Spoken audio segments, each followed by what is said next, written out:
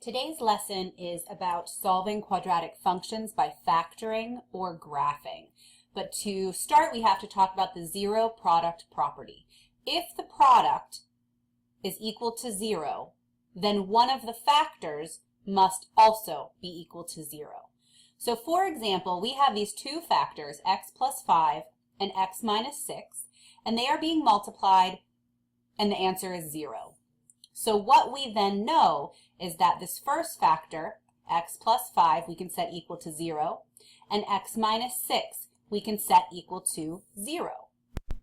So if I then solve each one of these, I subtract 5 on both sides, I get x is equal to negative 5. If I add 6 to both sides, I get x is equal to 6.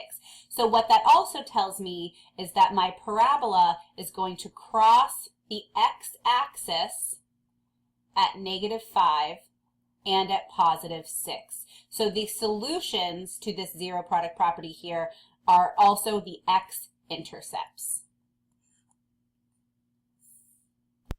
On slide 2, you can see that we have a trinomial, x squared plus 8x minus 20, and that a is equal to 1. So if we set up our graphic organizer, we're going to put our value of c in the top and the value of b in the bottom. This is a, b, c. So our c value is negative 20, our b value is positive 8. And what we're trying to decide is what multiplies to give us a negative 20, but then adds to give us a positive 8. And that's going to be when we multiply 10 and negative 2. 10 times negative 2 is negative 20. 10 plus negative 2 is positive 8. Those numbers are going to be our factors when a is equal to 1. So we'll have x plus 10 and x minus 2 equal to 0. The zero product property says that I can set each factor equal to 0 and solve. So x plus 10 equals 0. I'll subtract 10 on both sides, and I get that x is negative 10. Here I'll add 2 to both sides, and I get that x is positive 2. You can verify this by graphing. You're going to see that I have plugged into Desmos the equation from the previous problem, and that my x-intercepts are negative 10 and positive 2. In this problem, 6x squared minus 5x minus 4, a is 6, b is negative 5, c is negative 4. So these steps we're going to follow when a is greater than 1. We're still going to set up our graphic organizer. We're going to put a times c in the top and b in the bottom.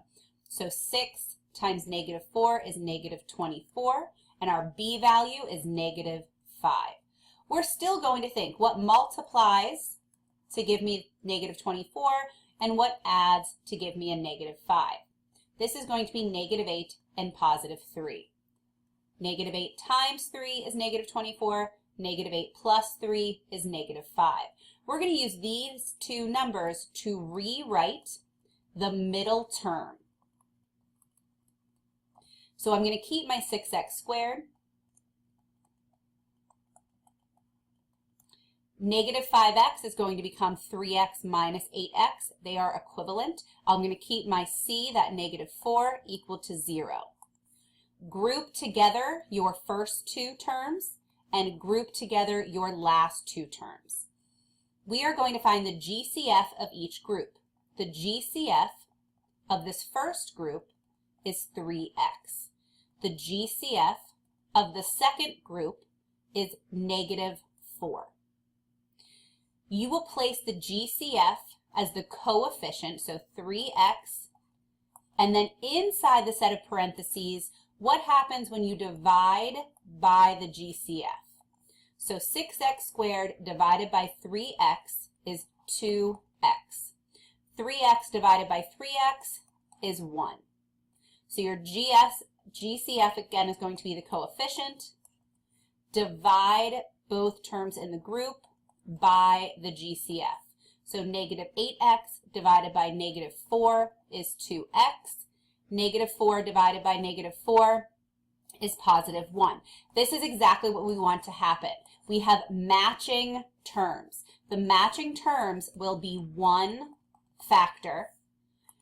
The GCFs will combine to be the other factor. So the factors are 2x plus 1 and 3x minus 4. Now we can use the zero product property and set each factor equal to 0. When I solve for this x, I would subtract 1 and then divide by 2, so x is negative 1/2. For this factor, I would add 4 and divide by 3, so x is 4/3.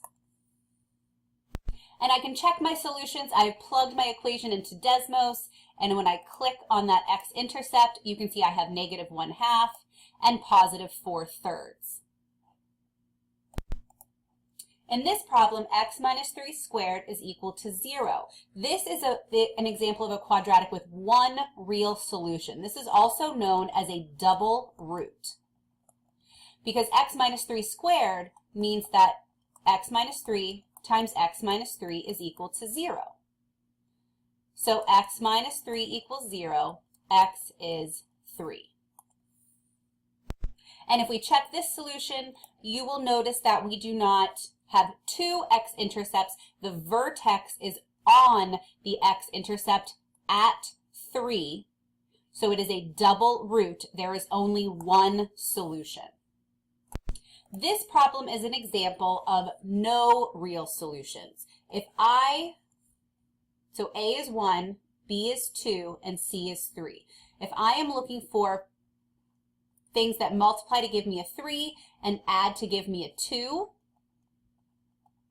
there aren't any factors, so I cannot factor this. You're going to see here that the parabola does not touch or cross. It has no x-intercepts. It therefore has no real solution. In this example, we have x squared plus 5x minus 4. If I set up my graphic organizer, A is equal to 1, B is 5, C is negative 4. So what multiplies to give me a negative 4 and adds to give me a 5? There is no combination of numbers that will multiply to give me a negative 4 and add to give me a positive 5. So I cannot factor this. It is not possible for me to factor this, but it does have two solutions because it crosses the x-axis twice. So you would have to just use graphing and estimate those two solutions. So it looks like it's at about negative 5.8 and 0.75. So I'm just estimating based on where I see this on the graph. We will learn more methods to solve quadratics besides graphing and factoring later this week and next week.